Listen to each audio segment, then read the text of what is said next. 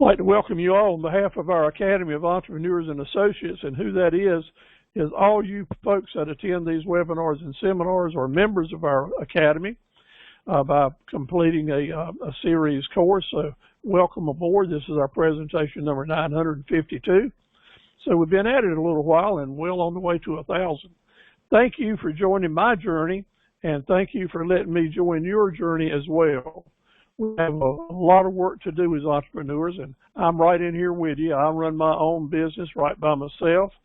For 50 years, I had a lot of help running equipment businesses, but now I do it all myself. I have a very active website and do this teaching and counseling. We're hosted tonight by the Small Business Center at Roanoke Chowan Community College, and Derek Armstead is the director there. He's a wonderful young man who will do all he can for you. So if you're in that region and would like to get an appointment with Derek to talk about how to get your business up and running, just give him a call at that number or send me an email, and I'll set up the appointment for you, at least get y'all in touch with each other. Derek's been around now almost a year, doing a wonderful job there. I want to congratulate him on being a U.S. Marine. Once a Marine, always a Marine. I'm a veteran myself and always glad to work with fellow veterans and say thank you for your service to all of you and any of you that are veterans or families of veterans who the families pay those sacrifices too. My story is I've been in business since 1959 when I was 12 years old. Yeah, in 1959 I was 12 years old, and probably most of y'all hadn't been born yet. But we started the business, and I'm proud to tell you that today, 62 years later, that business that my dad and I started is still kicking and still doing business. Matter of fact, we've had a really good day. I'm over in Dunn, North Carolina, which is right in the center of the state, about 24 miles above Fayetteville and about 40 miles below Raleigh and about 30 miles west of Clinton. So if you're going up Interstate 95 like my air is doing, Dunn is right here on Interstate 95 just below Smithville and just above Fayetteville. Anytime you're coming through, you give me a call on the phone if I can. I'd love to meet you, shake hands with you, hug your neck, and wish you the very best. Except for the 4 years I was in the Coast Guard, I've been into this business ever since, but a lot of y'all are out on the coast, so you might recognize this type of boat. I ran one of these 44-foot round bottom, make you seasick every day, search and rescue boat off the Outer Banks. That's what I did in the military. Then came back and joined my dad in the business that we had started earlier. This is what it looked like when we actually had a bricks and mortar business. It was a Kubota dealership at the when we sold it, and many other things. So forklifts and lots of irrigation equipment and many things through the years. Our history is started in '59. We developed a large rental business, started doing government contracting, did commercial mowing. Then we got into the website business and doing all these at the same time. Kicked in a new business in 2008 after I sold the equipment dealerships. Just started doing management training and wrote some books. So you can see old Steve-O here is a busy fella and covered a lot of ground along the way. Now I'm pleased to say that I basically help the small business centers in all these counties you see on the map, pretty much everything in the eastern, the central, and coastal part of the state. And when I'm doing seminars, I travel basically this whole region and come back home right here to Harnett County at night with Norma and her cats and her dogs. So I'm a home guy at night.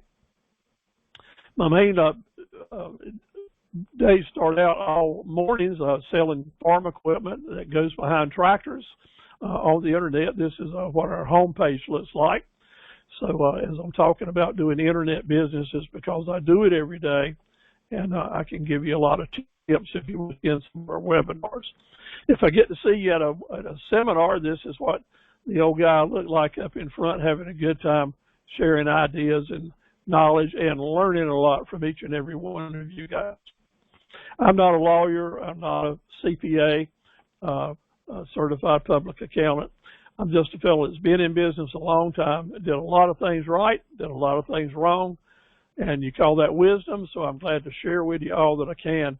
But the first advice I'm going to give you is always get a second and third opinion when you're making decisions. You got some handouts tonight. One of them is called 40 Main Street Smart Drill Skills. And if you'll take those and learn them, pay attention to them, 30 of them have video links where you can actually watch videos where we talk about them in depth. By the end of the summer, I'll have all 40 of them on video. But the best way that you can make more money, have less stress, and sleep better at night as an entrepreneur, you master these 40 drill skills and everything will go better for you. I love trucks. I've always loved trucks. I used to play with them when I was a baby, no doubt. That was a long time ago. But when I was in the Coast Guard, I got to meet these Dodge Power Wagons. I don't know if y'all seen any of these or not, but this is my favorite truck. And we could take that and back a boat right out into the ocean, right in the surf. It was so big and powerful. I just fell in love with these trucks. And then fast forward 40 years, well, 30 years, I was going up 95 and pulled into the truck stop at Kenly, North Carolina, and went in this huge truck stop. And in there they had a truck just like this. It wasn't painted the same color, but it took me 40 years to find one just like I was in love with so long ago. So that renewed my my love for the Dodge trucks. They didn't call them Rams back then. They called them Power Wagons. What is your favorite truck? You know, if you don't get in the trucking business, you need to love it. So go ahead and be thinking about that because it's something you can have a lot of fun with. At the equipment company, we didn't own any 18-wheelers, but we did have several 10-wheelers and with rollback beds. Is the way we did most of our hauling. We had several trucks a little bit bigger than this, but we mostly did flatbed hauling. And then we had some heavy-duty trailers that we could pull behind these trucks. So I have probably 100,000 miles of seat time driving these trucks, picking up and delivering equipment. Some people just go the extra mile. You've heard that saying before. That's what I want you to do. Not only go the extra mile driving your truck, but go the extra mile in becoming a great entrepreneur and successful business person. I'll consider it an honor and privilege to go along your video a little bit. We have a lot of people that attend these seminars through the years that are involved in trucking. One of my most favorite clients is down at Rocky Point, North Carolina, towards Wilmington, and I put this slide up because she's in the decal business, in the sign business, and her main customers are people that buy trucks. So if you decide when you get your truck, if you need a good deal on some decals, let me know, and I'll get y'all together so she can give you some quotes. Let's look after each other. Let's network with the people that are working with us. Hey, Crystal, look at here. Here's a picture. Crystal Fuller is on board with us tonight. She's getting her trucking business started, and she's here with us. So we're glad to have you on board, Crystal. She just told me she's up in, I think she said in the Baltimore, Maryland area at the ports up there and picking up a load, and we'll carry them down into South Carolina. So thank you for joining us tonight, Crystal. We're real proud of you. You keep working, you'll get your business up and running soon enough. Not on board with us tonight, but maybe a little later, is Rayford Wells in Clinton. He's just starting his trucking business, been at it now for about a year and a half. He's doing towing and hauling with his flatbed truck. Getting started off real well. We're real proud of Rayford. And then here's Shirley. She's, I just mentioned, she's in Fayetteville, and she's well on the way with her trucking business. All these are folks that got their start right here in these seminars. Valerie Smith is a master's associate member of the Academy, and she has her up now for almost a full year doing her transportation business in the Wilmington area and doing really well, promoting it nicely with a good marketing campaign, following all the good tips, and we're certainly wishing Valerie the very best as well. So how about you? Let's talk about getting your trucking business up and running and what we're going to do. What we want to know is the different things you might want to consider. And whether you're thinking about starting with a pickup truck and a trailer, or maybe you're already into 15 dump trucks, or whatever the type of trucking business you are, let's grow it the right way so that you can keep it alive and keep it going. So my topic tonight is going to cover a lot of ground because there's so much area when you're discussing trucking businesses that there's just no one place that you can light. So I don't cover a lot of ground, give you a lot to think about, and hopefully a lot to help you. If you have questions, again, go to your chat button, type in there the different things that you might want to have. We've had several other people to join us. I want to welcome you. Tiara, good to have you on board, and just look forward to working with all of you. Now, let me say to you first that some of you may have just started thinking about getting into this business and have not got your CDL. So because of the good help of Crystal and a couple of others, we have some really good assets that we can share with you. How would you like to have a free study guide that includes 3 PowerPoint presentations that gives you the CDL practice tests and the answers, so you can go through them in a lot of different ways? With these 3 PowerPoint presentations, you can really prepare yourself to take that test and hopefully make 100 on it. A special thanks that goes out to Crystal for helping provide these to me so that I can share them from you. One of them is actually a product from the North Carolina Department of Transportation, and the other 2 are Crystal took these products and reconfigured them a little bit to make them a little bit more interesting so that to help you really learn those tests. And by the time you go through all 3 of them, I just noticed you're going to score so much higher and have so much more self-confidence after you do this. So how do you get them? You send me an email, or you just go to your chat button and say, Steve, please send me the PowerPoints for the CDL test, and tomorrow I'll email them to you. Now, in your handout, and the handout's important tonight because there's a lot more information in the handout than there is in what I can put up on the slides.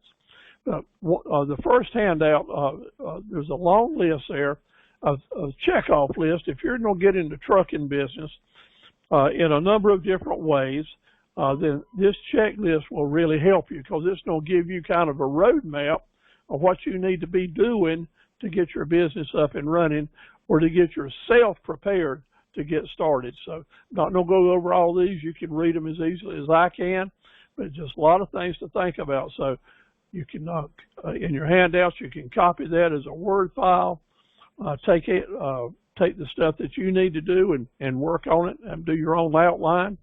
If one of these handout checklists doesn't apply to you, then just erase it and don't worry about it. I want you to know that the trucking business is a risky business.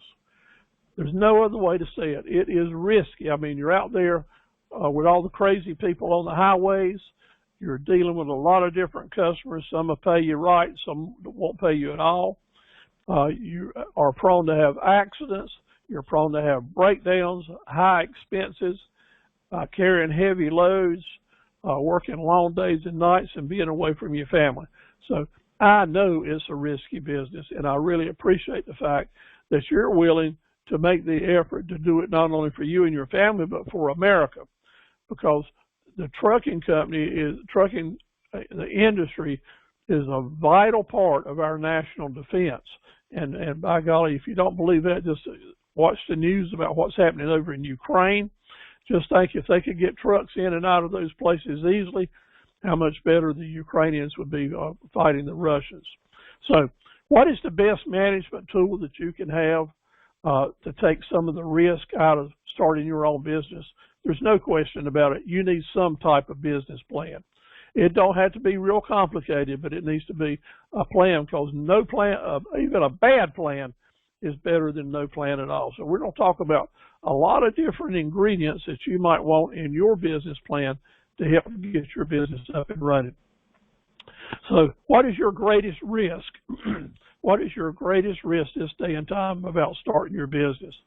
Well, of course, your greatest risk today is COVID-19 and the variables that are coming from it. It's your general health and safety. It's an injury at home or an injury on the job. If you're going to be the trucker that's in your trucking business, if you're not healthy, you can't have a business. So you have to think right now, what am I got to do for myself to stay healthy? Stay in shape as best you can. Be safety conscious so you're not sliding down or falling. And yeah, I know we're tough, we're young, we can do anything that comes at us. But my friend, you're not bulletproof. I'm not bulletproof. So playing football and softball and all these things where you may end up having a great time, but also end up having a broken leg, could easily put you out of business. So you don't need to change your mindset if you're going to own and operate your own trucking company to stay safe and to stay healthy. That's your number one risk where you're headed right now. Now, at this point, it wasn't so hard in the 1950s and the 1980s. If you were a truck driver and you just worked hard and stayed out of trouble, pretty much everything would be okay. Because back in those days, truck drivers were hard to find. You could work with big companies. You could get a Teamsters union job with a great pension plan and lots of paid legal support, and actually no worries about how much it cost you to run the truck. And you had a union job. So lots of people that drove for big companies like the food companies and the big freight companies really made great money even 40 years ago and have huge retirement plans now. But that's not what's happening in today's world. It's a different world altogether. So let's deal with realities. First of all, if you get injured on the job, even if you're working for a big company, you don't have an uphill battle to get any support. And you don't have to fight like heck to get workman's compensation, to get the rights that you're due. And if you're hurt on the job, you get plenty of light duty work around the shop or at the office, but companies are almost offering none of that now. So it's not as sweet and friendly and warm and fuzzy as it used to be. I just want to tell you that now. So just getting your CDL so you can go to work for a big company and let them take care of you, that's okay. That's a good plan, and I don't want to discourage you, but I am going to put this in your ear. You better stay healthy, because if you don't, all that warm and fuzzy is going to go away. Just know that to be a fact. How do I know that? Because lots of people that are coming to these webinars and seminars had been working for the big companies, had good, steady jobs, and as long as everything was good, they had nothing to complain about. But if they ever got hurt or ever had to leave the job, there was someone else that they put right in your seat, and the job that you did have went away, and they were under no obligation to bring you back. So lots of people, if they didn't have somewhere to go, they're starting their own business, which probably in the long run you're going to be a lot better off. And I'm glad to have you, but just recognize that now if that's not where you want to go. So what does a business plan mean to make it work for you? Is I want you to have a plan B and a plan C. Yeah, that's what we need to do. What's risky? It's the economy. What makes the trucking business risky is the economy. Because as long as the economy is growing like it has been doing for the last 5-6 years, man, the trucking business has been wide open. The schools are just begging people to come and get their CDLs. Everywhere you look, every trucking company's got help wanted signs up. So right now there's a large demand for not only drivers, but also for small trucking companies, for independents that can haul freight. But you got to know that our economy right now is red hot. I mean, it is really good for industry. And the reason we're having inflation and the reason we're having shortfalls on products is that people are just buying everything. After the COVID finally broke loose a little bit, people just started buying, and there's a whole lot more demand out here than there is product. And also because all that demand started moving, different areas of trucking and shipping had to slow down. Another reason trucking business is so risky is, hey man, we have seen it the last month, hasn't it? You just don't know where fuel prices are going to go and when they're going to come down. So nothing changes the chicken salad into chicken something else, like rising fuel costs.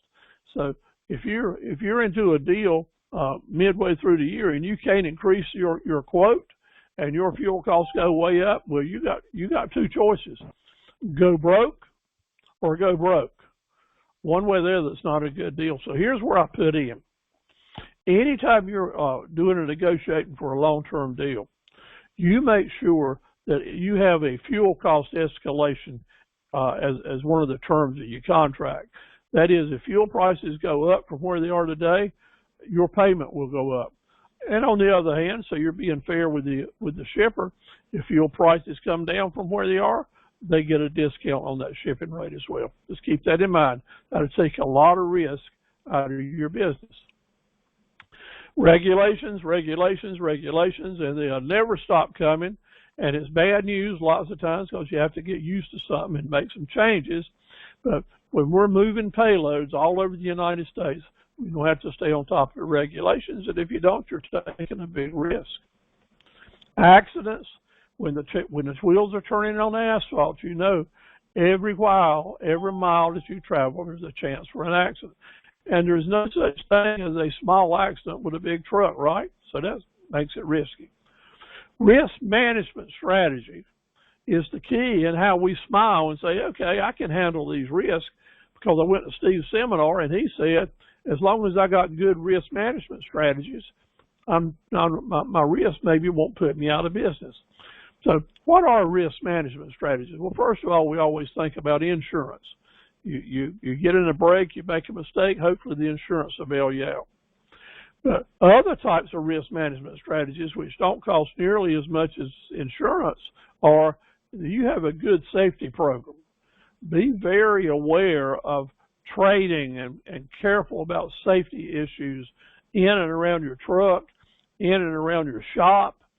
When you're out on the road, safety is a very important factor.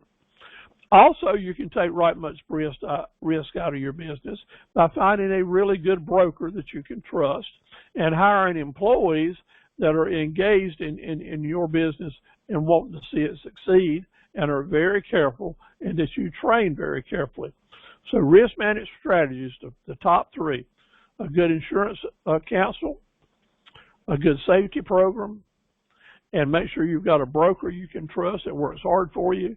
And if you hire employees, that you hire the right ones. You're better off not to hire someone than to hire the wrong people. So risk, now, how do you stay alive as a business person?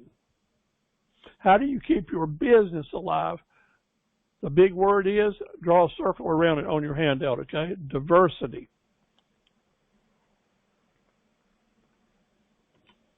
Diversity means simply, do not put all your eggs in one basket.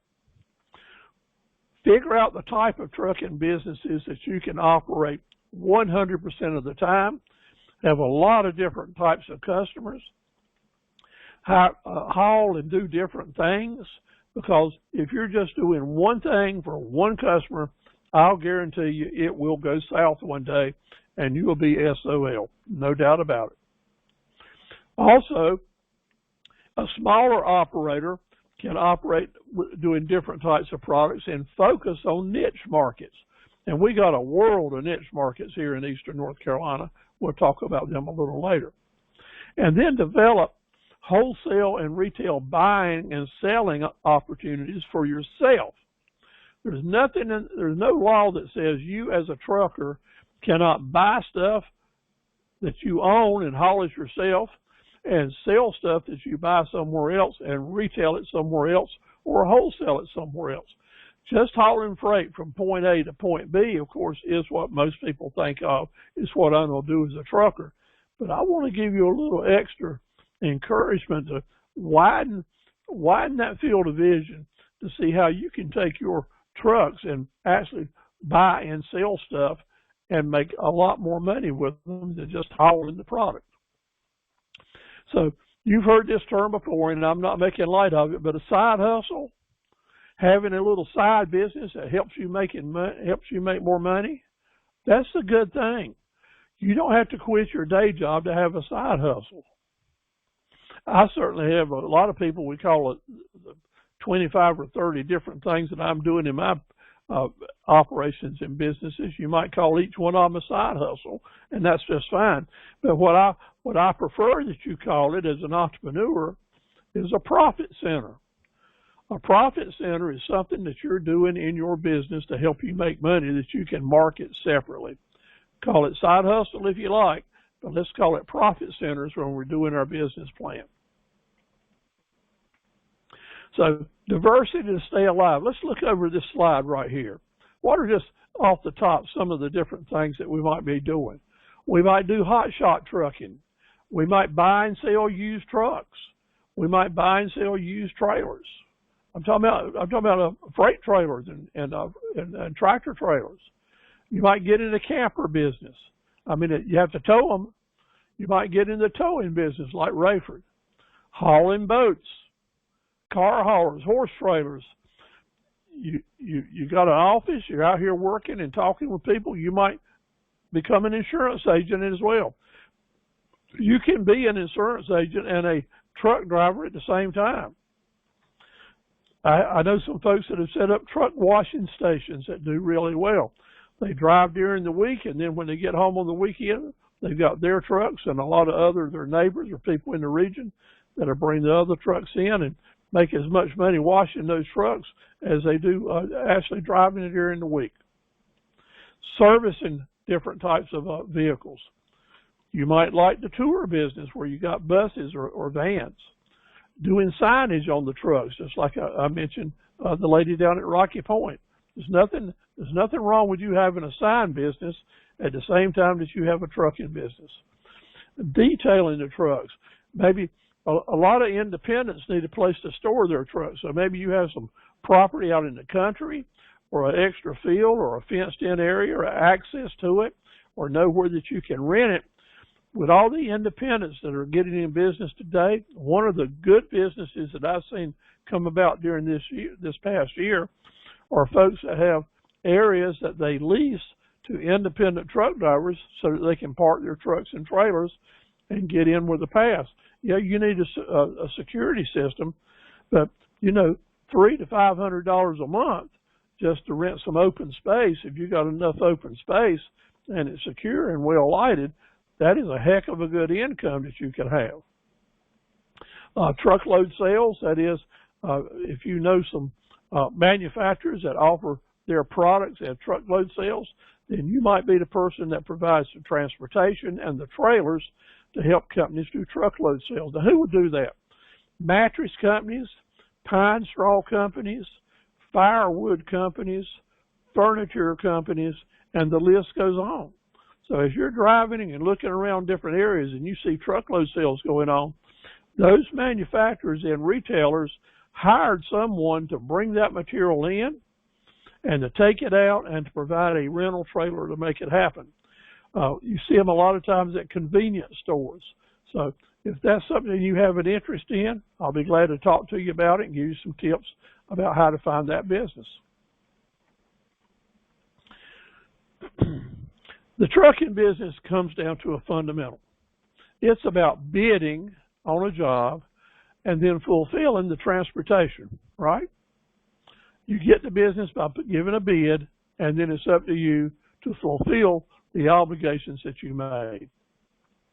So the bad thing about owning trucks and being in the trucking business, the worst thing that's going on, well, not the worst thing, but a really bad thing is if you're just sitting still.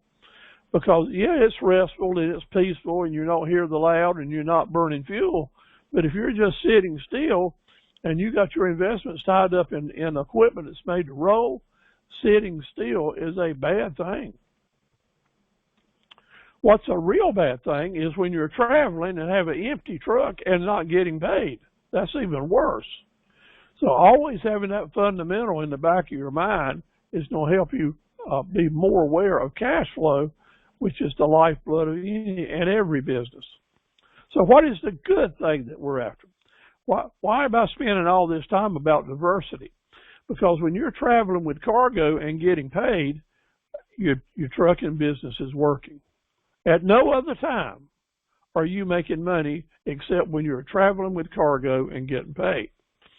Therefore, if you got more options and more things that you can do with your truck and trailer to haul and carry and deliver, buy and sell a lot of different types of cargo, then the better your chances are to have a good thing, that is, so that you're always traveling with cargo and getting paid. So why do we have so many regulations? I mean, that is a pain in the butt, right? Well, we got to have them. So let me just help you stop complaining about so many regulations, because they're going to be there forever. The first reason we need a lot of regulations is the trucking business is so important to the national defense and commerce of our country. The government, like them or not, the government is really working hard to make sure that small independent truckers like you and I, if I were in the business, has a chance to make it. Because if we didn't have the regulations, the large companies would wipe out all the small companies.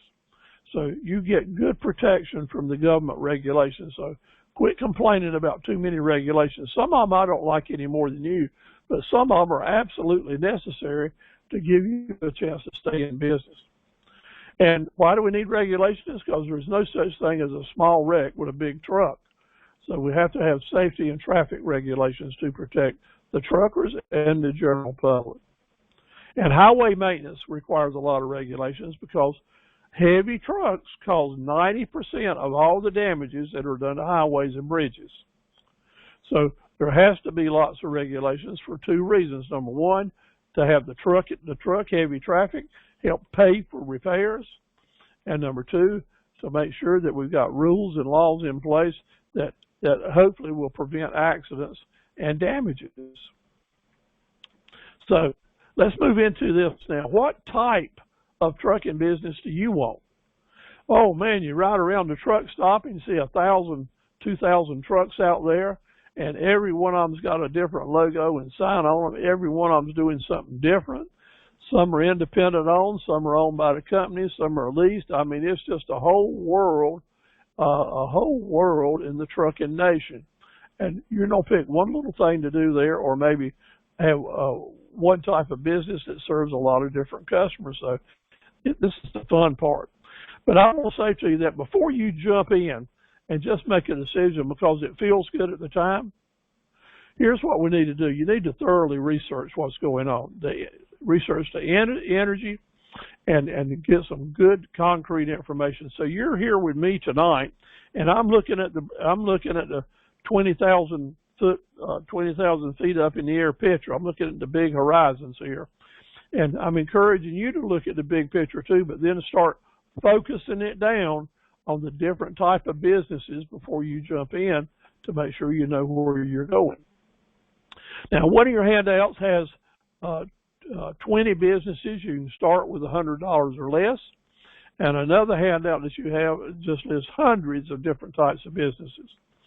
I didn't give you this to try to talk you out of going into the trucking business. I gave you these two lists so that you can look them over and maybe pick out the types of businesses that you can best serve because of your expertise or experience, or maybe some neighbors or friend that's in those businesses, or maybe you can tie your trucking interests with starting another business that is involved in trucking as well, so that you can put together a combination of businesses. But wherever you go, you see these type of signs. Now, if you've been up and down Interstate 95 at Dunn, North Carolina, my home is less than a half a mile away from this place, and they've always got this truck trailer sitting out there encouraging folks to come in and pull their trailers. Now, I've talked with several drivers that's been doing that. Some of them are very, very happy, but they've got certain loads and areas that they go to that kind of suit their needs. And I'll talk to as many people that do it one time and don't go back and do it again. So maybe there's a niche there or in some other operations that have similar offers that will suit you well. And cut your risk down. This is all about keeping your risk low. So are you going to be a subcontracted driver? That is, in your company, are you going to bring drivers in under contracts and have them to use your vehicles? That'll reduce your insurance cost and also take away from some of your payroll records. Or are you going to own your own equipment? You're going to have privately owned drivers that will work for you, or they're a part of your staff, and your people will run the whole show. Your overhead just went up quite a bit, but hopefully your control and your dependability to write contracts in long term also increased as well. But when you do this, it's going to take more money and more credit. So how you get started is going to be help you determine on what type of business you're going to get started. Either you're going to own your whole show and you're going to hire the drivers as employees, or you don't kind of broker the business and you'll bring in independents to drive for you, and you'll be the middleman between them and the shipper. A lot of people do it different ways. And what's a big consideration you want to be concerned about is where are your operational areas going to be? The United States is a mighty big place, and it's a good week from one side to the other. Lots of borders to cross, and we'll talk a little bit later. Every time you cross a border, it brings on some different things that you have to consider. So I want you to think about, do you want to stay in North Carolina? Do you want to be home each night? Do you want to stay on the East Coast? Or you don't go wherever the load boards carry you? You need to have that in mind, because that'll have a lot to do with the type of equipment that you buy, the type of equipment that you lease, or the different load boards that you want to do business with. What type of endorsements will you need on your CDL? What's going to help you be a better truck driver to do all the things that are needed? I'll take just a minute right here. I see we got Derek Armstead, our host, is on board with us tonight. Derek, welcome. I'm glad to see you here. Can you hear me okay? Hello, Derek. You got your mic on?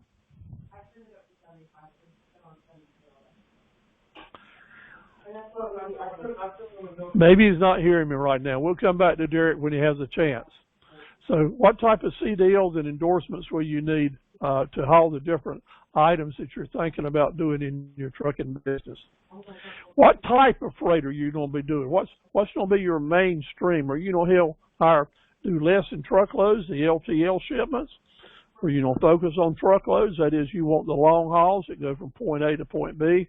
You don't want to do a lot of different stops for little loads. Maybe you want to be a specialized hauler and have an air ride truckloads. And what would you do with these? Well, a lot of people pay big bucks for those air ride truckloads to haul computer equipment, really fancy cars and things like that, or things that are fragile. So you might opt to let that be your niche market and focus on those. You might just work for the airline companies. There's a large industry in North Carolina that just work from the airports. You go to the airports, you pick up specialized loads. When it comes in on the airplane, you carry it right straight to the customer. Not expedited shipments, but special shipments. And then there are those expedited freight services like I use from time to time, where someone's got a shipment that's in North Carolina today, but it needs to be in California in 3 days. Well, it can get there provided you got an expedited hauler, which is team driving, where you got one or two people that y'all operate as a team to focus strictly on expedited loads. And if you're out there doing that and you're good at it, and the big shippers like Landstar or maybe some of the people that have those kind of loads often, the air freight companies, then they will call you first. They know they're going to pay the big price, sometimes 3 or 4 times as much as otherwise. But if someone needs it in a hurry, then they need an expedited shipper. Let me reach out one more time to Derek. Derek, can you hear me?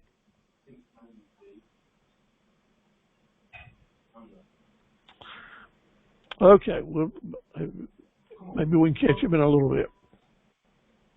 Let's look at specialized hauling, because it's going to require specialized equipment. And there's a world of different equipment out there. Up in the left-hand corner here where you see the 2 men in a truck, those are maybe the very most successful trucking business in the whole world. All over the world, there's people with with these little box trucks with 2 or 3 men that have their own trucking company, and they work for whatever customer comes along. And generally, because they're so flexible, they can stay very busy, pick up extra labor or day labor to help them. They do moving, they do office equipment. There's a lot of needs for that. So you might have a day job, you might have an independent driving job with a big rig, but you also could have one of these trucks at home where you're picking up side hustle jobs all the time, and maybe even hire a driver to help you keep that business going on. So how about this vehicle here with all the tanks on it? Y'all seen those around? Well, over in the northeast corner of the state, we see them quite often because they're coming and going from Edenton, coming and going from Roanoke Rapids and the Roanoke River Lakes. What is that truck? They're hauling fish, little baby fish from the hatcheries. That's a really good specialized hauling job. Of course, we always see on the lumber haulers and truckloads. And how about this watermelon? Is that the biggest one you've ever seen? I think that one's been photoshopped, don't you? But at any rate, specialized hauling requires specialized trucks. Now, this is one of my loads. This is the type of business I'm in. This truck is loaded up with farm tractor implements. So if I would buy a truckload of implements, that's what it would look like when it comes in. And they're usually done by specialized haulers. And then down on the bottom here, we got what we call the hot shot operation, which we'll talk about later, which is becoming maybe one of the very most popular types of hauling for independents to get started with. So whether it's 3 men in a truck or overseas containers, in our area is a big job because we got the ports at Portsmouth and other places that are very popular. Let me take a minute, see, I don't have to mute some microphones. I'll reach out one more time to Derek. Can you hear me? Derek Armstead. Okay, we'll still leave his mic on. So a lot of folks are going back and forth to the ports at Wilmington, at Morehead City, at Charleston, Portsmouth, Virginia, and Baltimore, Maryland, doing nothing but hauling overseas containers. It's a big business in this region. Wrecker and recovery business is very, very popular in the area. Furniture, all kinds of agricultural products, especially in the northeast corner with peanuts and cotton, fertilizer, shavings. Horse hauling is a big thing, swine, logs and lumber, everything related to forestry. The building supplies are always a very popular thing to be hauling. And other niche markets include security, that would be money or ammunition, explosives, specialized equipment work, things for the secret stuff for the government. And down in eastern North Carolina, there's truckloads of boats coming and going every day. Luxury cars are very popular as well. So any of these may have a good interest for you as a specialized hauler. Hazardous hauling, be it chemicals or ammunition or other things, always a very lucrative business and a high demand for it now. With our military bases all around North Carolina and inside North Carolina, there's a good amount of business right there waiting for you. And I got to say that many times the folks that get involved in trucking, they get their license, they get good at it, they're on the road all the time, they understand the traffic patterns, they automatically kind of graduate to adding a bus or some vans so they can take advantage of charter business or hauling people or specialized hauling. So that's always an option for you, because if you know about vehicles and you got the right license, you understand the safety and the paperwork, then branching out into hauling people around is a good option for you in the specialized market. But maybe in today's world, there's more talk about hot shot trucking than any other type of trucking business that there is. So let's take a minute there, because when you're talking about hot shot trucking, it's real easy to understand why it's important, because you could be a full-time 18-wheeler driver for an independent company or for a large company, or maybe independent for yourself, but you could also have a heavy-duty pickup truck and a heavy-duty trailer and do some really profitable hot shot hauling with very few risk involved. First of all, you don't have to have a CDL license. You got a very low startup cost compared to a big rig, and a whole lot more flexibility. Fewer restrictions and regulations. I mean, most of the time you won't even have to pull into the weigh stations. And you can use a small hotshot business as a stepping stone to larger trucks and customers that will give you more business. So hotshots are very, very important in today's world. As a hotshot, you would serve the small businesses in your community and build a personal relationship with the people that are right there that you already know, and maybe start your business up right away with the least amount of trouble. Now, I did a lot of looking around because I wanted to get, because it is so popular, I wanted to show you that I did get the hotshot truck, and I looked at about 16 different books, looked through most of them, and this one by Colton Ryder, which I'm holding in my hand, and I have read it, is excellent. I want to tell you that if your focus is on hotshotting, Mr. Ryder here has done it. He has a easy to read step-by-step book here that gives you hundreds of different pointers and things to think about. So I feel good about recommending this book to you. You can find it at Amazon. Also, I know someone that's written another book that starting your own trucking business. He's yours truly. You can find that too.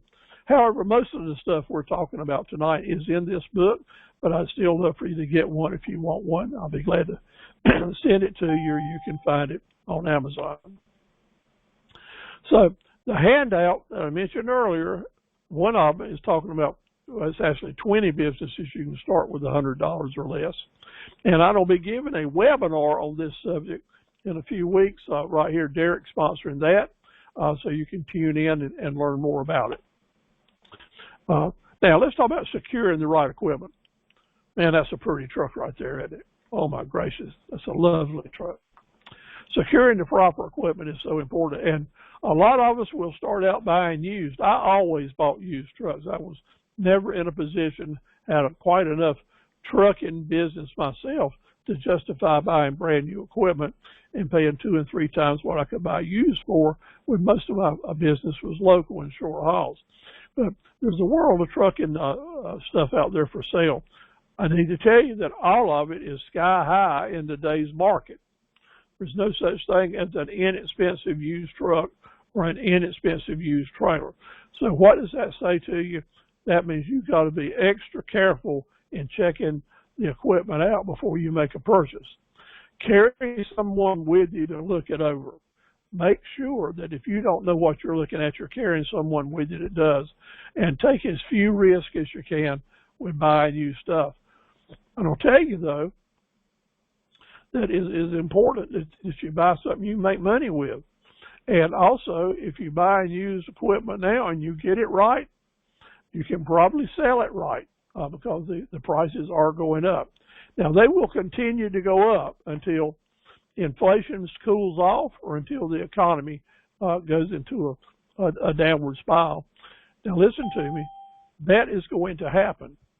It's not going to keep rising, and it's not going to keep being all good.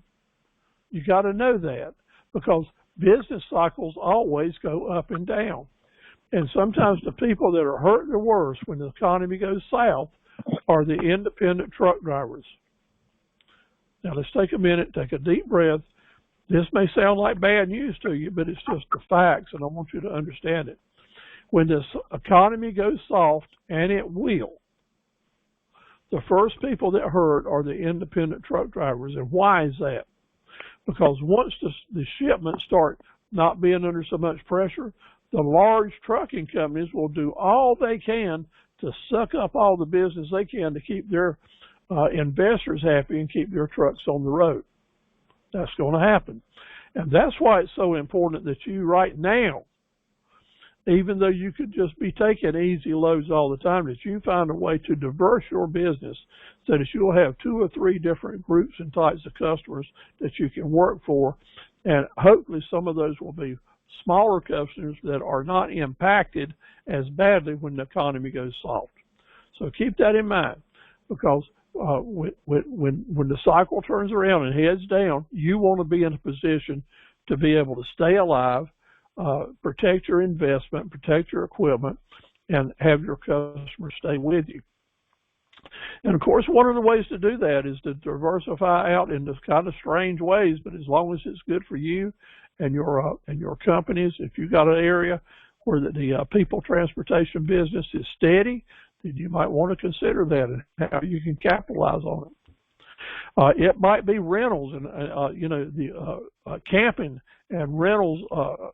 Campers is a big deal throughout North Carolina and the East Coast, because as the properties at the coast keep going up higher and higher, and vacation rental houses are in the thousands of dollars for a week now, more and more families are looking to rent campers for their family vacations. And if you've got a good deal in a good spot where a family could drive in with their car, transfer their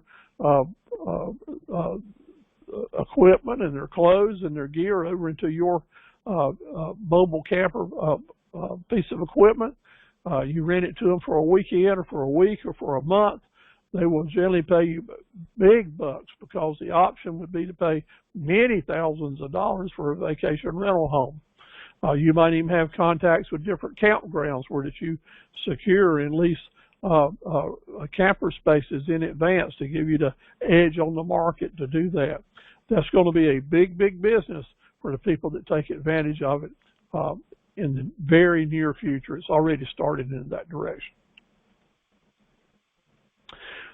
Getting the right equipment. Now, you can still buy some good rollback equipment for different types of hot shot hauling or different types of towing work. It's out there to do it. There's a lot of firms, and driving up and down the highways now, I see a lot of these trucks that are available. I was able to buy some nice vehicles like this in the $20,000 range 20 years ago. I'm sure they're now in the $40,000 to $80,000 range. But still, if you've got a good down payment and your monthly payments, you can make money with it every month, make your payment for some profit, then the only way you can get in business sometimes is to go into debt.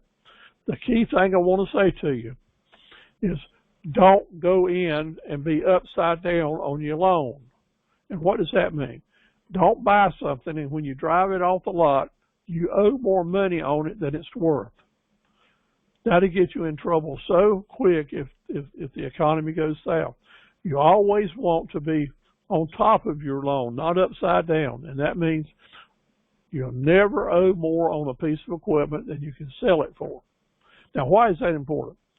Because if things go south and you need to come up with some cash, the best way you can save money is to have a good investment in your equipment so that you've got equity in it. Because if you need some money and you need to get out from this underneath debt, then you can sell equipment and end up with having some available funds in your hands. An entrepreneur knows that you always can restart.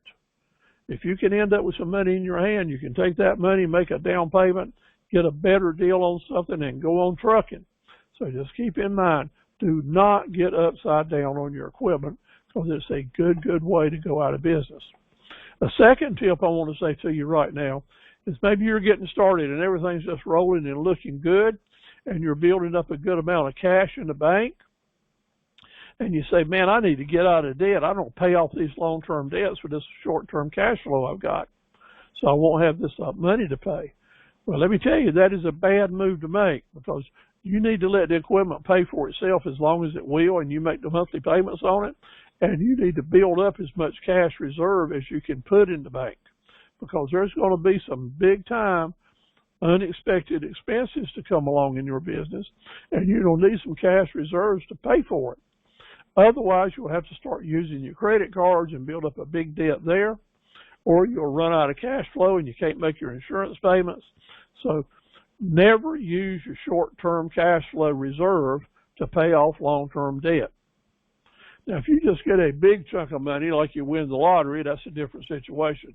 But I'm talking about build a reserve of cash 1 month at a time. You keep building it up. I'll guarantee you there'll be an expense to come along that you're going to be glad that you had it. Sometimes buying, leasing, and rent to own the right equipment is the best thing for your contract. So you need to ask a private operator advice when selecting the equipment. If you hadn't done it before, then let's find someone that's doing the same type of work that you're doing and talk to them about advice about what you need to get. I want to tell you that sometimes leasing or renting to own will help you get the right equipment for the long term with the least amount of money being spent. Plus, it don't put you into deep debt right away. So lease to own and rent to own is always something to be thinking about. Negotiate. Don't be afraid to say, oh man, that costs too much for me. Can't you do a little bit better on this price? Oh, I don't have to walk away from this. I just can't handle it. Or, I know you're asking $7,000 for this, and I got $4,000 here. Here's the cash. You want it, or do I need to go see if I can find someone else to take it? Be a good, strong negotiator.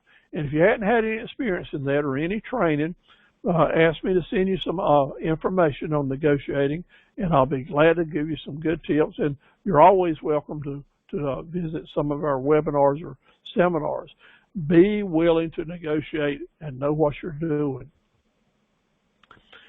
You got to watch out for your startup capital, how much you have and how much you need to determine that you're going to need to get started.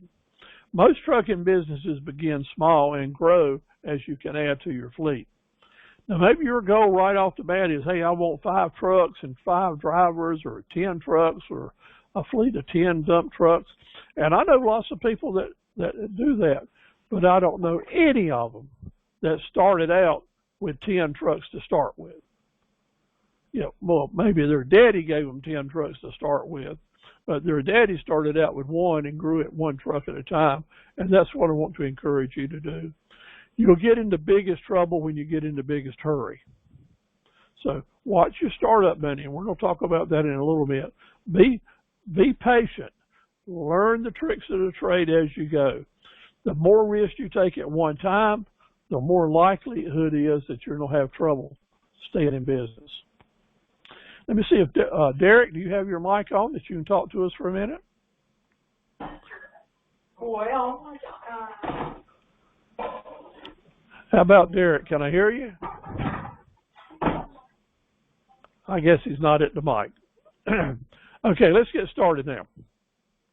Which points are going to apply to your businesses? You don't have some do's and don'ts when starting your website and your domain name. If you want a handout that gives you some tips on how to name your business, I'll be glad to send it to you. What your corporation, how you going to get started with your corporation? Well, in your handout, I've given you several links to go to help you get lots of information that you might want to read about and getting your internet up and running. Now, we don't offer lots of webinars and seminars to help you all the way through. When I mentioned the series that we're going to start in April, on April 28th, and then we're going to have a lot more series that start in September. We'll take you through the whole gamut of it and help you get a good understanding of where you're headed to give you good self-confidence. Let's write a business plan now.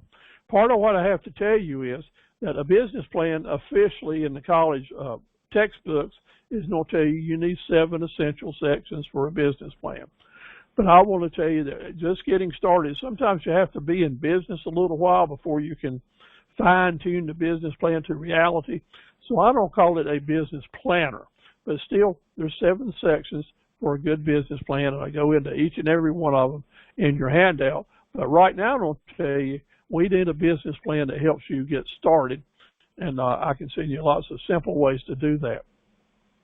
You definitely need to be legal. You're out there on the highway. You're out there amongst all the people having accidents.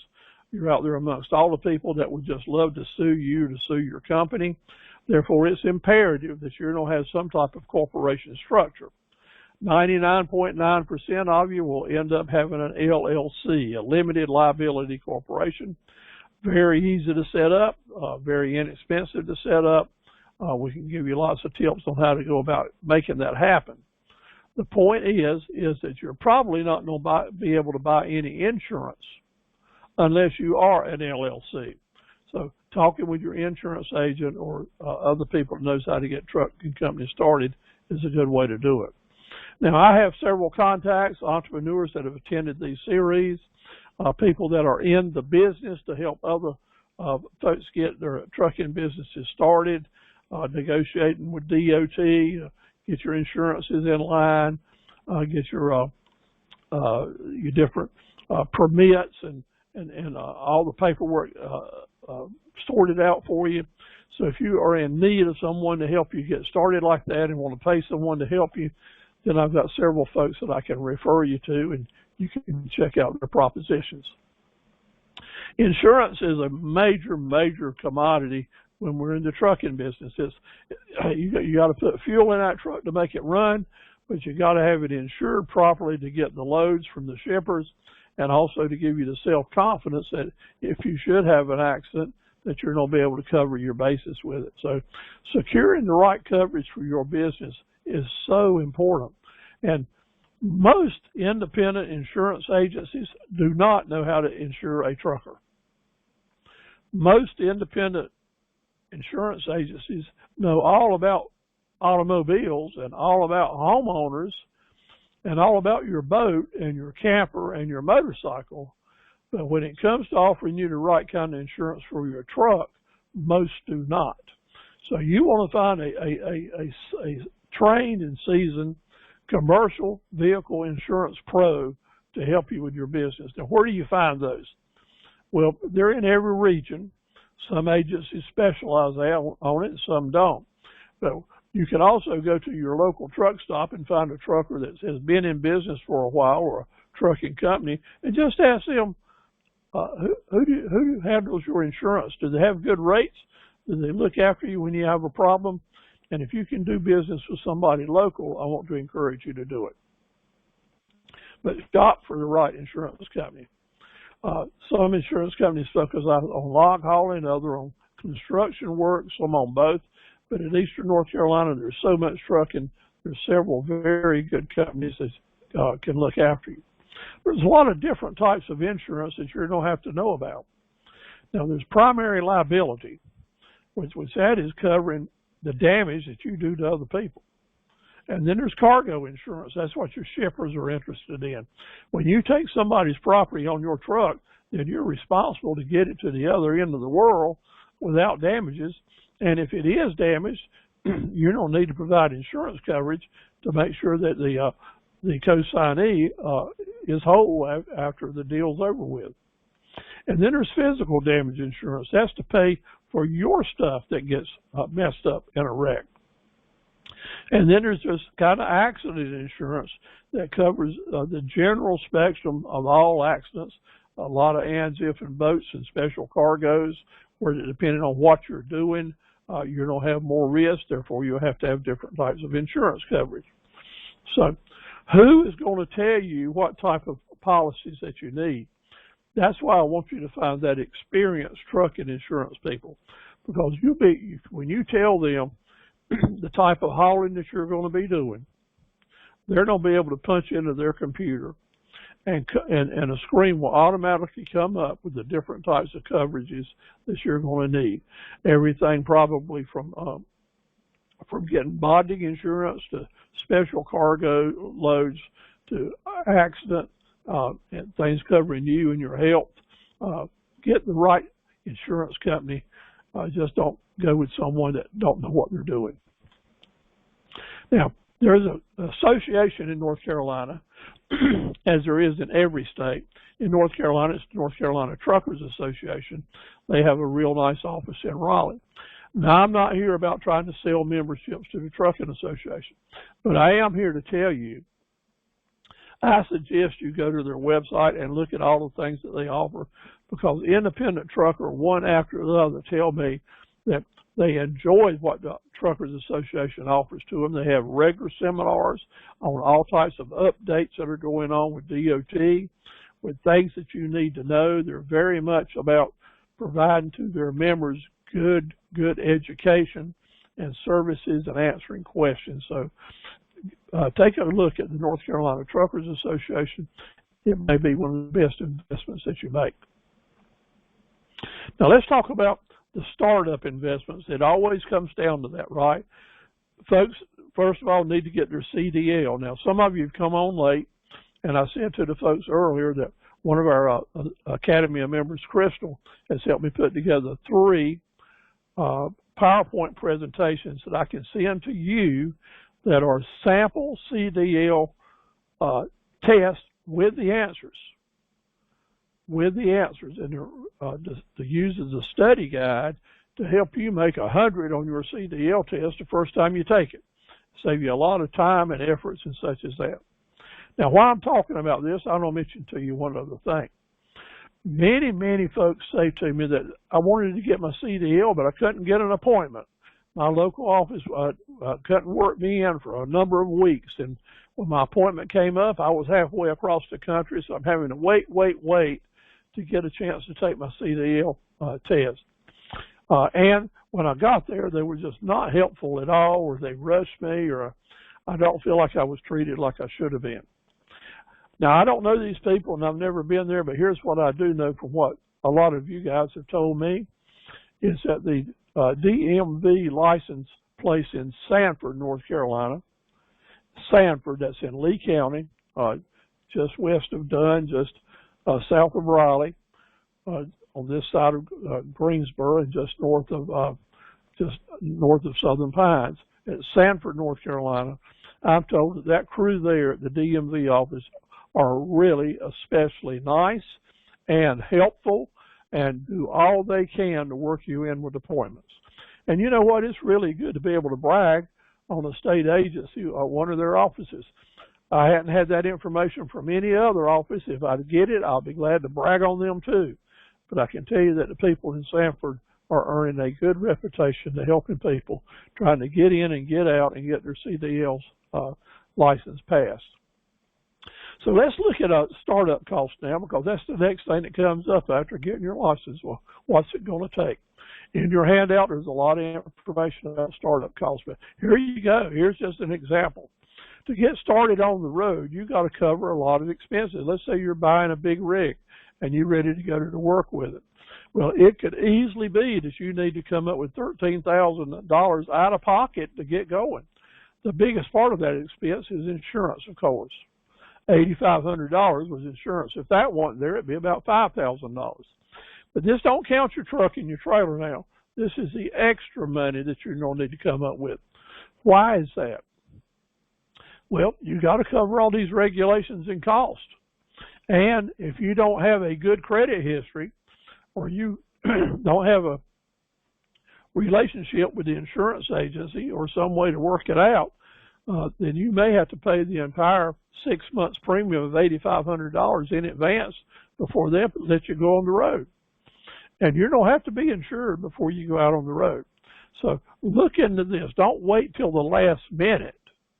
Don't go buy the truck and do all this and think you're going to hit the road tomorrow unless you've covered yourself insurance-wise, money-wise, and have a good plan and know how much it's going to cost you.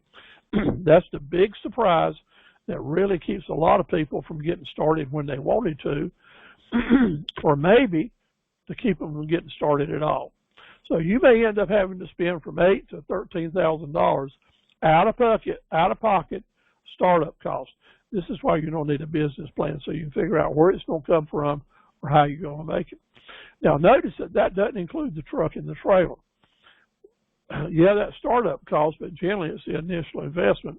And usually, when you buy a truck or a trailer, if you're buying it from a dealer or a large company, they may be able to offer you owner financing for it.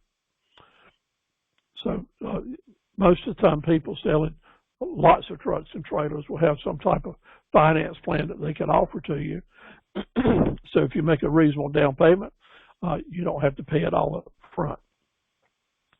Now, here's another type of example that we would do for a business plan, and that is figuring out whether or not you should leap forward into a deal or not.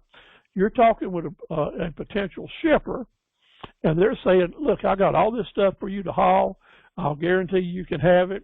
Matter of fact, I'll tell you how much I'll pay you to do it, because they don't pay you about a mile. So here's kind of an example of what we would do when we're putting a business plan together, or what you want to do.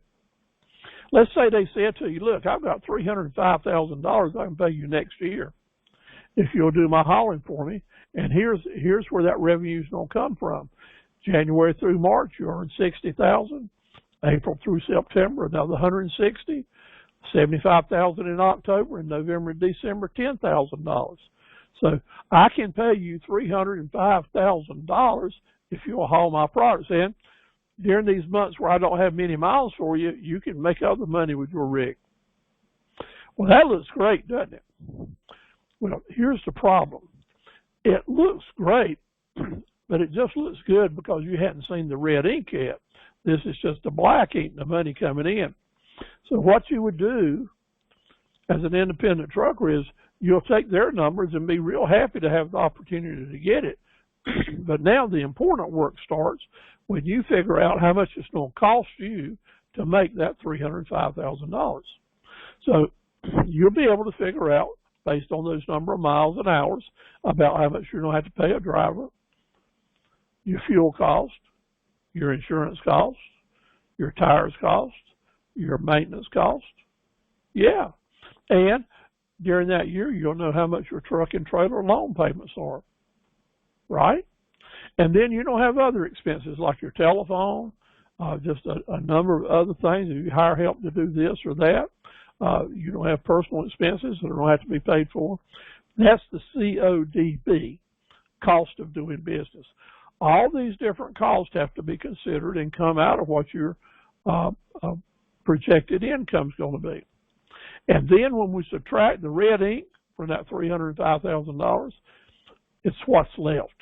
And my friends, that's what every business plan that I don't project to you needs to tell you, is what's left. Because what's left is what's there for you. It's what's there to profit in your business. Depending on how you figure it, you must have a business plan, a way of figuring out at the end of the game what's left. And I know you're guessing here. It's always guesswork in entrepreneurship, but it's educated guesswork, and it will help you avoid a lot of pitfalls. And when you're talking with different people, hauling different products on these red ink issues, people that know that business well may tell you there's some other things that you have to consider. Okay, so that's a sample model for a business revenue center or profit center. In your business, you're going to find out if you're hauling for other people or for major companies, the fuel cards are going to be really important.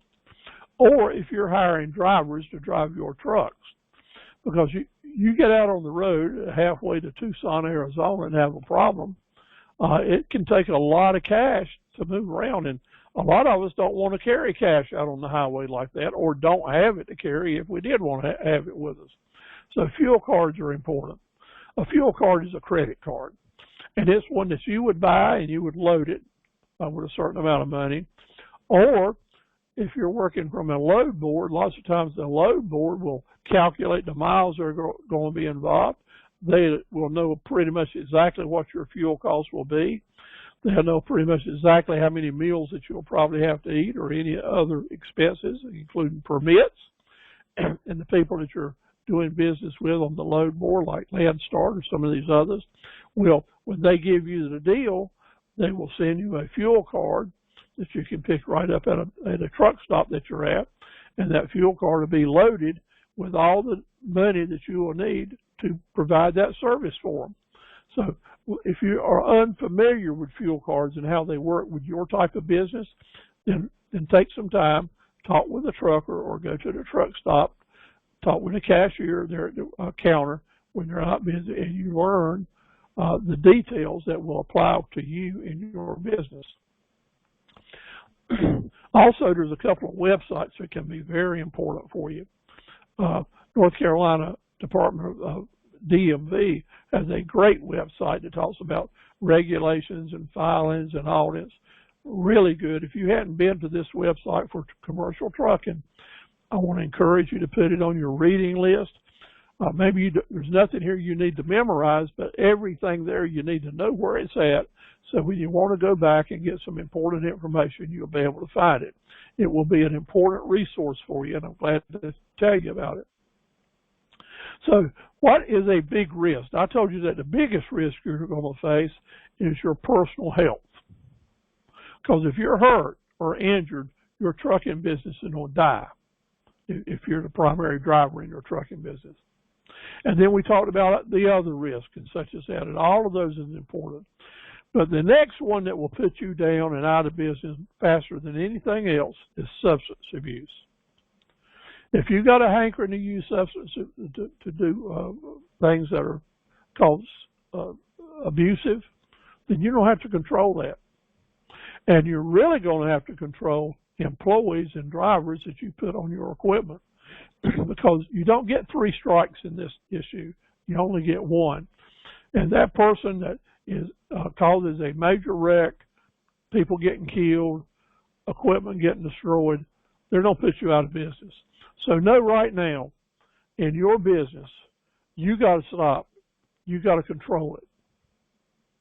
And anyone that you bring on board must agree to random testing, and do it in writing so that there's no kickback when you require them to take the test. I know that we want to keep those trucks on the road, but you absolutely must know that people that's behind the wheel with your equipment are keeping it straight. DMV and DOT do a big job in random testing and testing people, but the bottom line, who's it up to? It's up to you as the owners to look after that. Now, how to find loads, how to find customers. Are customers just going to find you automatically? No. As a business person, you have to have a marketing plan. It's up to you to help customers find you. It's up to you to help customers find you. The way that you name your business, the way you put images on your truck, what you do on the internet, what you do with business cards and brochures, that's how you help customers find you. And again, I want to encourage you to attend our series at the Small Business Centers, because you'll learn so much, and we can share with you ways to help get your business up and running. You pretend that all the business is going to come your way, and you're just going to rely on the load boards and take what comes your way. That's up to you. That's up to you. But if you're going to be out here going for it after niche markets and getting the most profitable business and taking the less risk by spreading your business around, know that you need a marketing plan, and I'll be glad to send you lots of information about that. But the load boards are here, and they're very active. They're on the internet. And if you're used to using load boards, that's fine. But if you're not, then start visiting the load boards and looking around. Now, this is a J.B. Hunt load board that I took back in the fall. And notice that what they're showing here are the number of loads available at different places. Now, somebody here was checking on the northeast corner. But on this load board at this particular time, there was 4,072 different loads across the nation that were sitting there waiting for someone to bid on it to take it from point A to point B. And if you're a member of this load board, you would be able to bid on the different jobs. Now, if you were where the load is and you really wanted to go to where the load was going, then you would probably offer a more competitive bid to someone else. If, however, it was taking you way out of your way or to some place that you really didn't have something to bring back, then you might bid much higher. Bottom line is, remember those first slides? We make money when we've got product on our truck and we're getting paid to haul it. We're not making money when we're deadheading. Now, some of the load boards will actually pay you a fee for deadheading from one point to another. So you need to learn those issues. There's a lot of fine print, a lot of things to learn with load boards. But who's your best way to find customers? It's the individual shippers in the niche markets that's going to help you most. So in our area, in the area you live in or where you want to operate, it's up to you to identify what I call the low-hanging fruit or the ripe fruit. That's the customers that are here now. They've been in business a long time. In good times and bad times, they don't have stuff to haul. Well, are you just going to ride past their place and wish you had their business? Or are you going to clean up your truck and clean up yourself and actually pull in there and knock on the door and shake hands, put a smile on your face, and ask for the business? That's what it's going to take. It's like anything else. It's not what you know, it's who you know and how you present yourself. You dress to impress. and dressing up your equipment. It don't have to be new, but it needs to look cool. That's why I showed you that picture of that power wagon. You can take the oldest truck that's still riding, and it can look sharp. It can look dependable. Think about that. Customers will want to do business with people they can depend on, and in your business, they want to do business with people that have equipment that they can depend on and are not going to always be coming up with excuses. They don't want to do business with people that have equipment that are leaking everywhere and messing up their concrete driveways or smoking so bad it runs people out of their parking lot. Know that that's important. Again, you don't have to have new, but you have to, in marketing, you have to look good. You have to look dependable. And sometimes having old equipment that looks really good is cool. I can tell you that. So you want to look to your local shippers that you can be in contact with them directly. You want to be in business with the local folks that you can look at eyeball to eyeball. Yeah, so that you know where they do business. You know their names, and they know that they can depend on you and get hold of you if they get in a jam. Show them your equipment and express that you're a local business person as well. Yeah, when you say to a small business person like me, hey, Steve, I got the equipment here. I want to haul your stuff. I live right down the road. I'm a local business just like you are. Let's see if we can network and do business together. Give me a business card and a brochure. Let's stay in touch. Yeah, I don't have a website now, but I don't have some. I do have some Facebook pages. All this is important for people in the trucking business like any other business. Next, what is your broker relationships? You know, the brokers are the people that help you find business, and they actually collect the money for you, and they give you your share, and they keep their share. You want to find somebody you can trust. You want to find somebody that's looking after your interests just like they're looking after theirs. And there are as many crooked ones out there as there are good ones. You hear what I say? There are as many out there that are much more interested in themselves getting a kickback than they are you getting the extra benefit of the doubt. So how do you find out who they are? Again, you got to talk with your local operators, find out which brokers are treating them best and who's got the best deal for them. And if you want to move on and become your own broker or broker for other companies, then there's certainly avenues to help you do that. And I can point you in some good directions so that you can do that as well. That's carrying it to the next level. And I'll tell you, it's not easy. And you're going to have some specialized training. It's going to cost you a little bit of money to go one of these brokering schools. Some are offered online, some are offered on person. But they will get you results because there's so much business out there. And what is one of your best hedges about the economy going south? Is having your own broker's license so that you're in direct touch with the shippers and you understand about it. So if you've got a combination business where you have a good brokerage connection with a lot of large manufacturers or large shippers, groceries or commodities or raw goods, big companies, plus you've got a good relationship with some small companies in niche markets, then you're all set to have probably a good dependent business all the way through. And maybe you love dump trucks. Maybe that's your niche. Well, you know dump trucks haul more than just asphalt. They haul gravel and sand. So if you're in good cahoots with the different quarries or the sand pits or the paving companies or this and that, have 7 or 8 or 9 customers that you can work with. Of course, develop relationships with the Department of Transportation. You DOT people. With the infrastructure work going wide open now, probably for the next 5 or 6 years, a good relationship at the different DOT division offices is a good thing to have. Personal relationships, that is, you go out there, you stop and you meet people one-on-one, you write their names down, you remember them, and always are going back because they know who needs those drivers and when and what the next big job coming up is. And be aware that the emergency situations is when you sometimes can make the best money. Whether it's an emergency issue with highways, with floods, with landslides, with hurricanes or tornadoes, with hauling off OSHA debris, just know that there's a lot of different areas that in the trash and dump hauling business, a lot of avenues you can go to take so many risks out of your business. It's creating relationships. So the more customers, excuse me, that you can serve without raising your overhead improves your chances to survive. Strive to have at least 5 different types of loads that you can carry.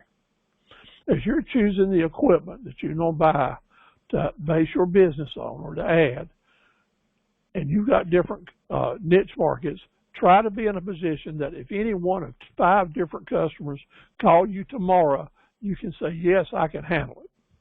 Which may mean that you've got 1 truck and 5 trailers. Or it may be that you've got 1 truck and 1 trailer, but you've also got a box truck, or you've also got a bus, or you also got a hot shot with a gooseneck trailer, a large pickup that you can do hot shot work. Think in terms of having 5 different types of loads to give you diversity and sustainability in your business. Let's have a growth plan. Yeah, I want to have 1 truck and trailer year 1. Year 2, I want to add another rig of some type. Put together a 5-year plan. Figure out how much debt it's going to take and how much risk you're going to have to take and what kind of business you're going to have to bring in to justify it. Just don't go out and say, I'm dreaming to do this or I'm dreaming to do that. Dreams are wonderful, but if you don't have a plan, those dreams are just wishes. Dreams can come true, but wishes are just like smoke and mirrors. So put together a plan. If you're unsure about how to go about that, send me an email. I'll help you get started. Or your small business centers are there to help you get started. Just know there's a lot of people that will help you. But it's up to you to determine what your dreams and goals are. Risk. I've used that word a lot tonight, haven't you? Are you really scared of the risk? Well, I want to tell you, you should be, because there's a lot of them out there, and they're very serious risk. But here's what you must remember to keep your head on straight. There's a risk management tool for every risk you'll take in the trucking business. And we're going to make sure, or I want you to make sure, that you've thought about what risk management tool you've got in place to protect you and your investment. You want to retain your customers.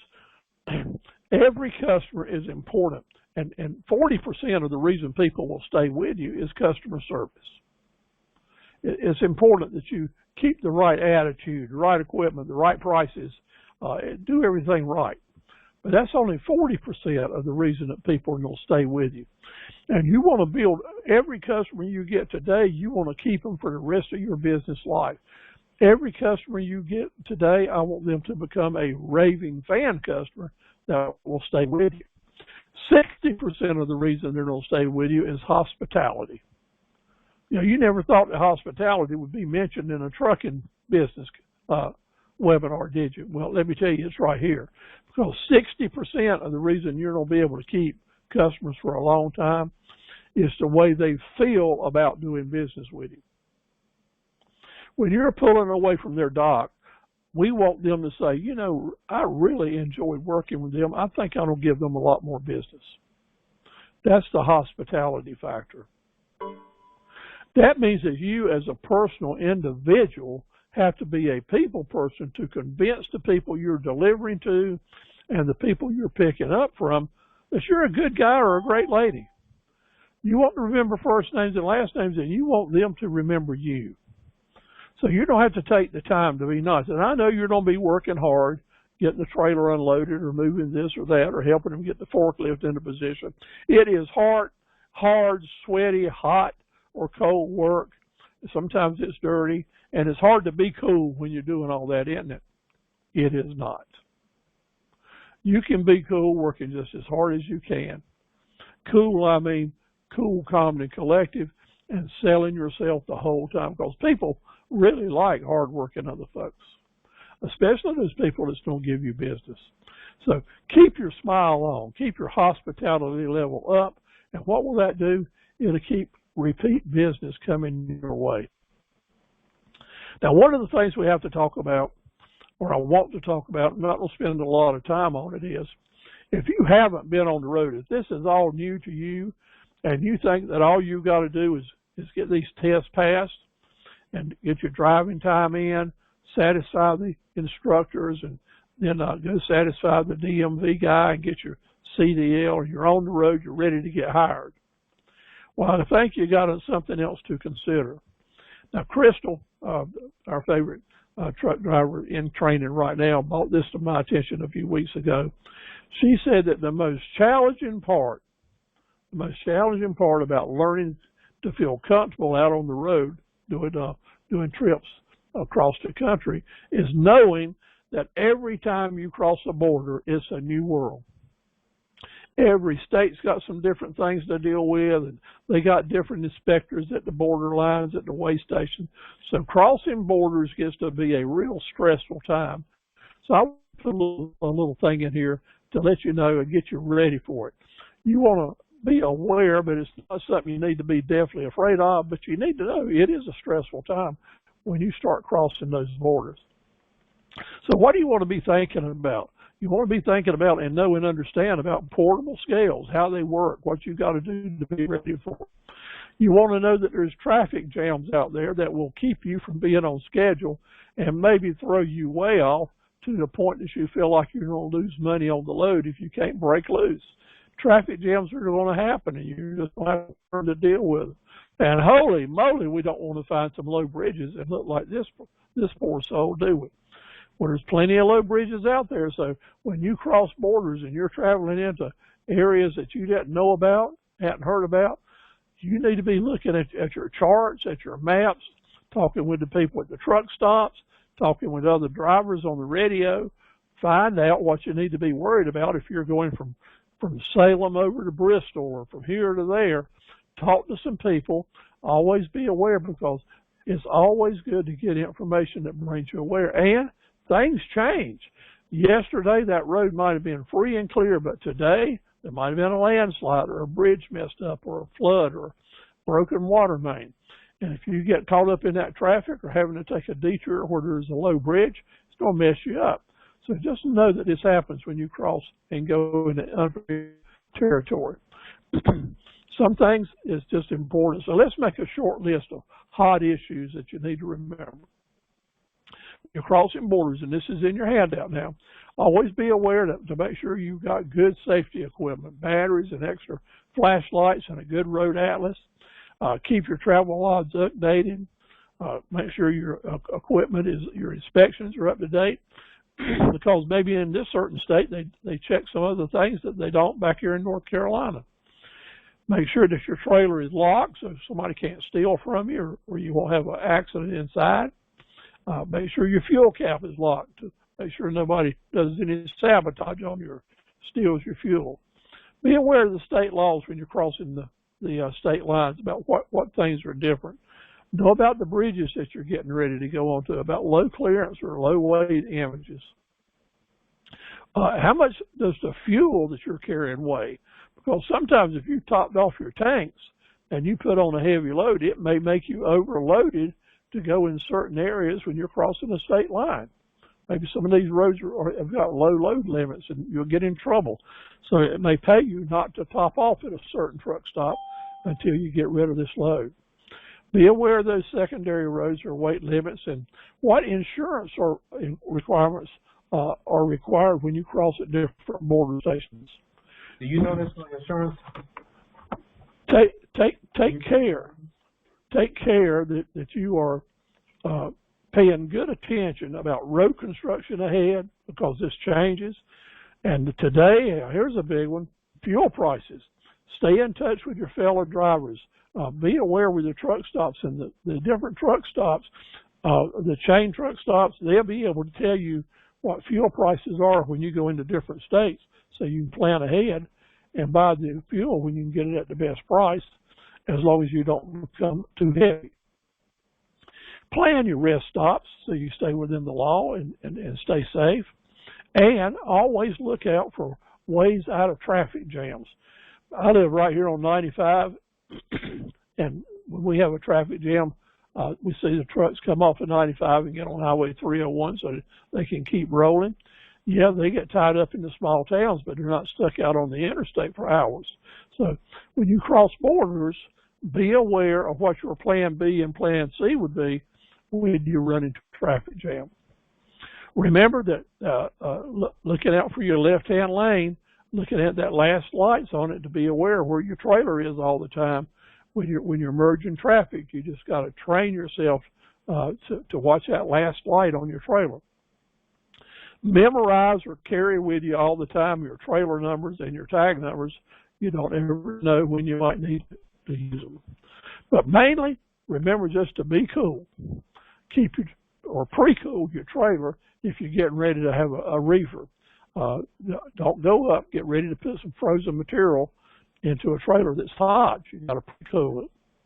When you're buying or shopping for a truck or a trailer, rust is the big indicator whether or not it's been abused due to salt or it's been involved in a flood. Always look for those telltale signs of rust. And always, 100% always, going back to slide number 1 tonight, when you're crossing borders, when you go across that border, one of the things that needs to be in your mind, what am I going to find over here to bring back? Because it's bringing back a load that keeps you from running empty and losing money. So always think about when you're doing the load boards and you're crossing all these borders, what are you going to be able to pick up to haul back and make some money? Man, is there a lot of competition out there? There is so much competition. What are you going to do about it? The most dangerous threat that we have competition-wise, who is our toughest competition? It's us. It's the distractions we have in our own life. And how do you beat competition? Is you choose and set the right priorities in your life to run your business. You want to keep the highest standards, because I can assure you, if you want things to happen different for you tomorrow, then you're going to have to change the priorities tomorrow when you wake up. If you want good things different to happen for you tomorrow, in the morning your priorities need to be setting the standards that are going to get you there. It's all up to you. There's enough business out here for all of us. There really is. The key is, are you willing to go after it? Present yourself professionally. Present your equipment professionally. Be the best person you can be and help others all that you can. When you're letting your candlelight shine, what you're doing is not only lighting the way for yourself and feeling the warmth, but mainly you're showing other people that you're alive and shining and proud of what you're doing and being the best person you can be. And when you're being the best person you can be, you're going to be the best business person you can be as well. Now, I'm proud to tell you that I believe in Jesus Christ as my Lord and Savior. And I want you to believe in something, too, that helps you have warmth and be willing to help other people and to be proud of that fact. There's a lot of folks out here in the world today that need help, that need to see a light to help them light their way. And when you're doing that for people, I want to tell you, as an entrepreneur, more business to come your way as well, just because you're willing to shine your light and help others see their way. So I don't say to you right now, fight those distractions, set the right priorities, maintain high standards, be the best person you can be. And I really do appreciate the fact that you've let me be a little part of your journey along the way. I want you to visit as many of our webinars and seminars as you can. I want you to be in touch with Derek over at Ahoskie. Let him know that you're trying to get your business started and ask him how he can help you. He has a lot of resources and knows a lot of people he can send your way. I'll always be able to help you. You're welcome to send me emails. Anything you say or do with me will always be confidential. If it's related to the Small Business Center, I'll share it with Derek so he can stay on top and we can tag team helping you.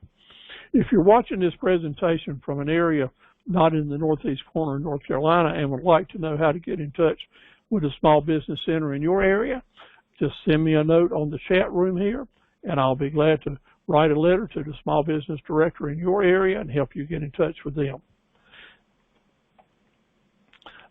So let me say stop the recording now, and then we'll leave the mics